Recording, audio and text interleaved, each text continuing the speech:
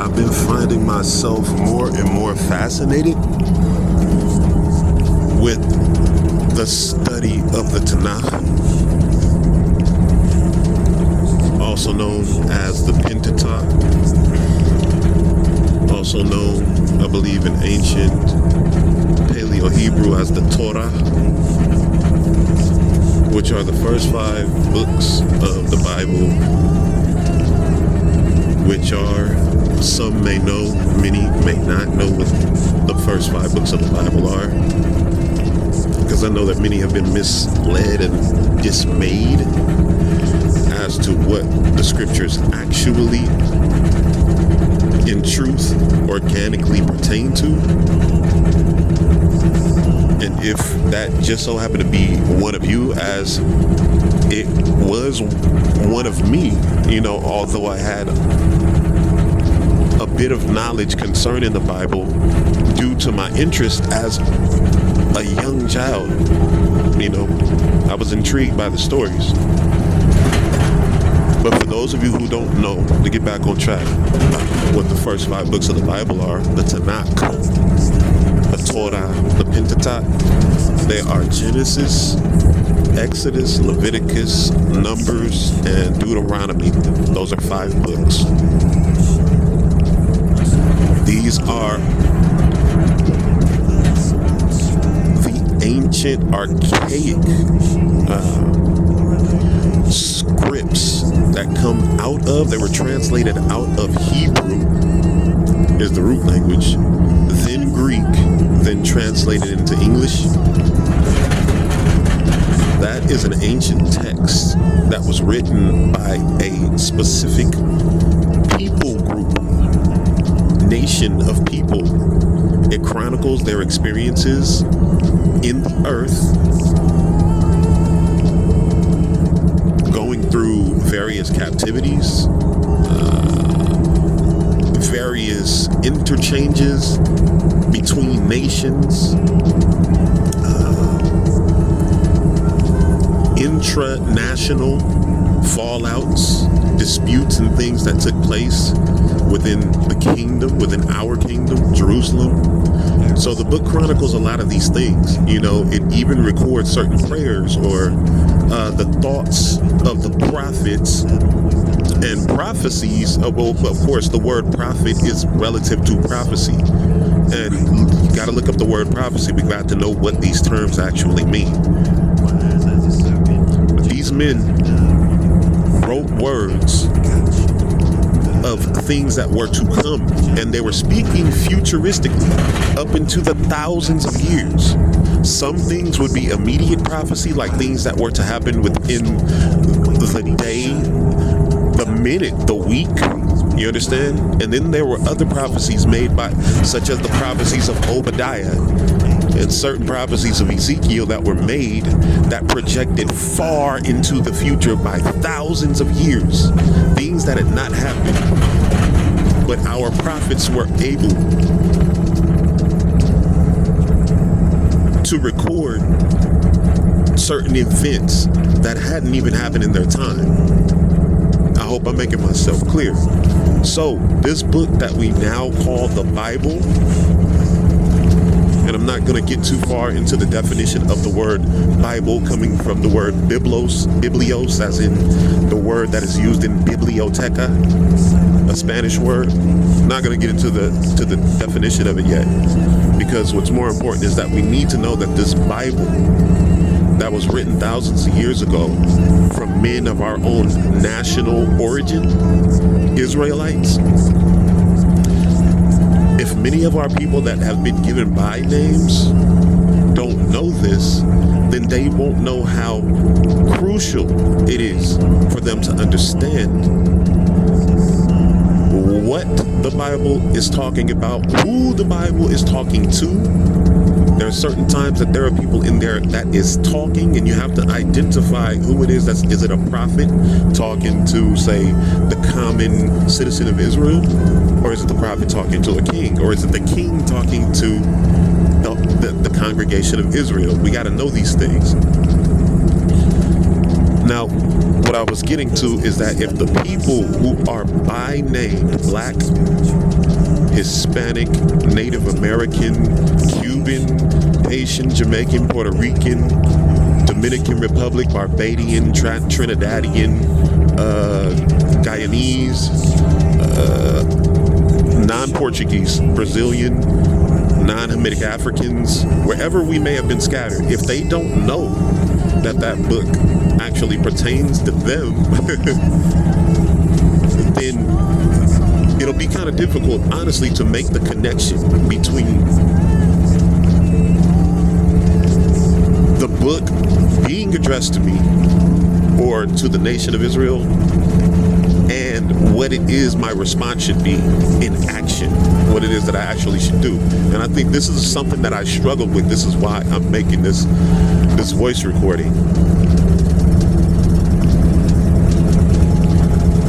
I do honestly know by experience that whatever it is the soul has as its quest here on the earth, all of the necessary tools and information will be given to that soul by various sources, by various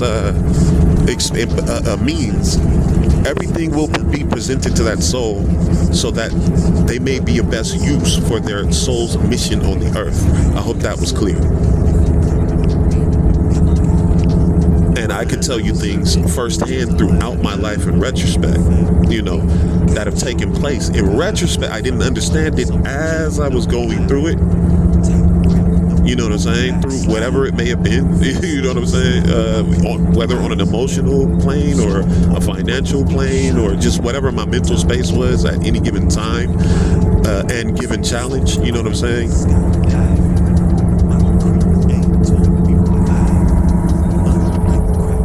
I can distinctly recall several moments throughout my life that just make a connection. Now that I'm a man and I'm looking in retrospect and observing those things, it's almost like it is a divine hand. I know it to be a divine hand, but you begin to make more sense of it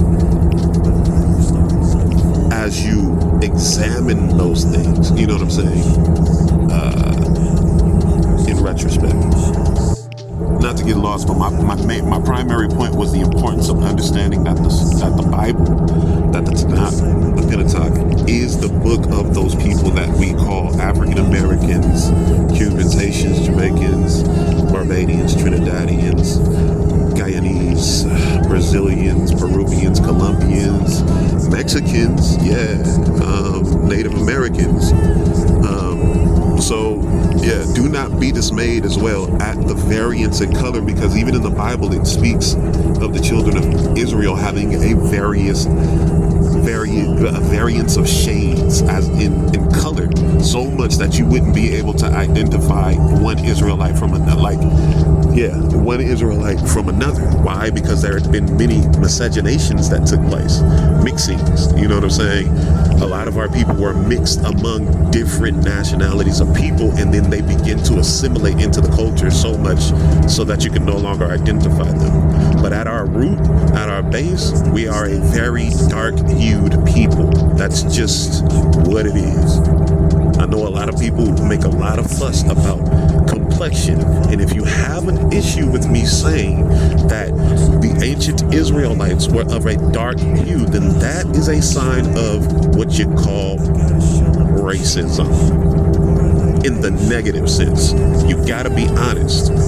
You have a closeted racism. You have a closeted disdain for people of darker skin. That is for a reason. There is a programmed reason as to why that is, which was designed by our enemies. I'm saying it in the most general sense because I don't have time to get into detail. But if you have a problem with a darker skinned person, you are a racist in the negative sense. And I continue to clarify, because there's two applications of the word racist by definition. Okay? Without getting into detail. All right. So if you have a problem with that, if you have an issue with that, I don't know what the other word is for it. Not bigot, not prejudice. Yeah, and you may have prejudices based off of it. But if that is so, got to be honest, I got to call it out one more time. That is an expression of racism.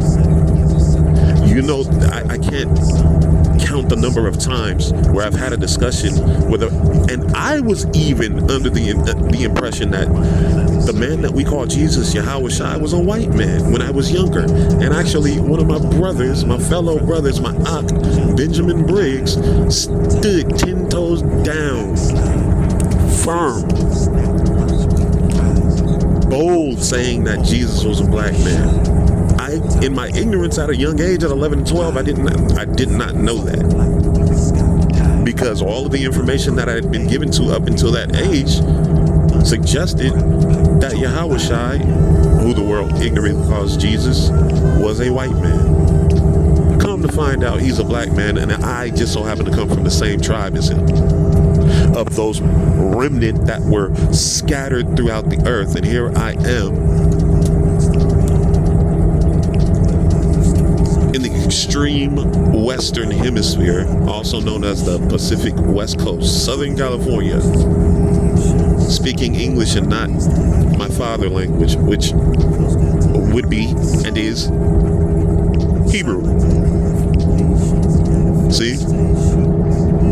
So, the number of times that I've actually seen arguments in which a speaker presents the fact that Jesus is a black man from the tribe of Judah, of the nation of Israel, it doesn't matter. Then it doesn't matter what color he was. Then it becomes, no, he was olive. Then it becomes, he was Mediterranean. He was Middle Eastern. He was Jewish, right? And I do not contend with the fact that he was a Jew. No ish, minus the ish. Also called nigger, right? As in Barnabas, and for those Akyam, you know what I'm referencing. Now, if you feel that there is a tone or sense of indignation in my voice, it's because there is. Because my people have been robbed of a knowledge of who it is that they are, which would have connected them to their source God, which is Yahweh, the God of Israel, in the heavens above, who sent his son to redeem us, and his name is Yahweh Shai. Tawada Yahweh Shai. Salachia, if I may be speaking out of turn. But there is a tone of indignation, because we've been robbed. And anytime that we speak of the abuses that have been taking place and is taking place against us, we're deemed as radicals, heretics, right? Some may have called us witches at one point.